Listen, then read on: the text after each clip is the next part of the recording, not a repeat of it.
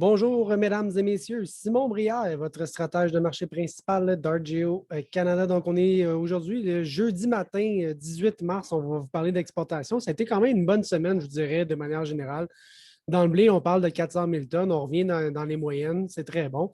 Et la Chine est un gros acheteur. Pour la nouvelle récolte, encore une fois, c'est pas mauvais. La Chine aussi, un gros acheteur pour la nouvelle récolte qui s'en vient quand même, ma foi, bientôt au mois de juin-juillet. Ensuite de ça, dans le maïs, on parle de quasiment 1 million de tonnes. C'est beaucoup quand même. On est revenu vers les tendances. On voit qu'il y a quand même cette grande semaine d'exportation vers la Chine récemment. Donc, c'est 1 million de tonnes, c'est beaucoup. La Chine, un grand acheteur, encore une fois. Au niveau du soya, à 200 000 tonnes, normalement, regardez ici, ce n'est pas énorme quand on regarde dans les dernières années. Le problème, c'est qu'il en reste quasiment plus aux États-Unis. Donc, c'est un peu étonnant de voir comment ils sont capables d'en exporter encore 200 000 tonnes alors qu'il n'y en a quasiment plus. OK? Donc, on se pose des questions à ce niveau-là. Les exportations de soya, encore une fois, la Chine, un grand acheteur. Je regarde la viande de porc maintenant, quasiment 40 000 tonnes. C'est une légère hausse par rapport aux moyennes des 4 dernières semaines. Donc, on voit ici, encore une fois, on est au-dessus des moyennes des dernières années. Donc, la vente de porc, l'exportation, va quand même bien. Acheteur traditionnel, le Mexique numéro 1, la Chine numéro 2. Donc, on voit que la Chine est encore un acheteur très motivé sur les marchés. Je parle aussi de l'INOG, OK, d'élevage porcin. Le 25, OK, donc la semaine prochaine, jeudi, ça va être les rapports trimestriels de Hogs and Pigs. C'est très important à encercler votre calendrier si vous êtes un éleveur. Et donc, dans celui de décembre, on voyait quand même qu'il y avait une progression quand même assez stable de la tête du cheptel. Un petit recul, on voyait qu'il y avait 77,5 millions de porcs dans l'inventaire avec un cheptel reproducteur de 6,3 millions.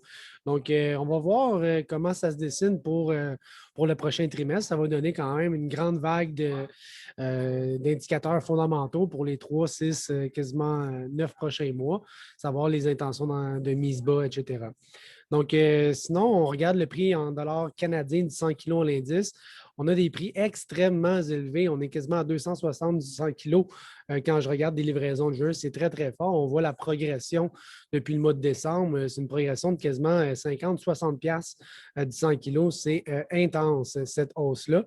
Et même sur les livraisons de décembre, on est rendu quasiment 200. Je vous dis quasiment 200, j'arrondis bêtement. Là, on est à 190. Mais là aussi, on part de loin, des très belles progressions au niveau de l'élevage. C'est sûr que l'éléphant dans la pièce va rester le coût d'alimentation, que je fais une estimation en ce moment, quasiment à 150 quand je prends du maïs et du tourteau.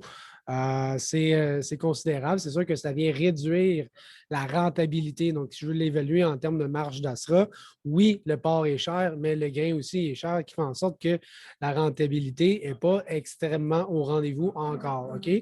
Donc, le prix cash, par contre, on voit aux États-Unis, hein, les vaccins, l'ouverture des économies, les restaurants, font en sorte que la demande, elle est très forte. On a un prix au comptant le plus élevé qu'on a depuis des années. Donc, on est rendu à quasiment 90 cents de la livre au prix cash.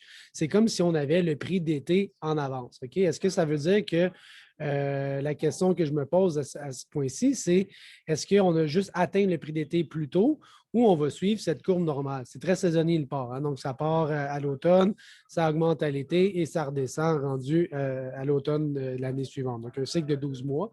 Mais là, si on reprend ça, la question que je me pose, c'est est-ce qu'on a juste atteint le prix d'été en avance ou on va suivre cette progression-là et peut-être espérer des prix encore plus élevés rendus en juin? C'est une bonne question. J'aimerais ça avoir la réponse. On surveille les statistiques, mais pour l'instant, aucun ralentissement dans la hausse des prix au comptant.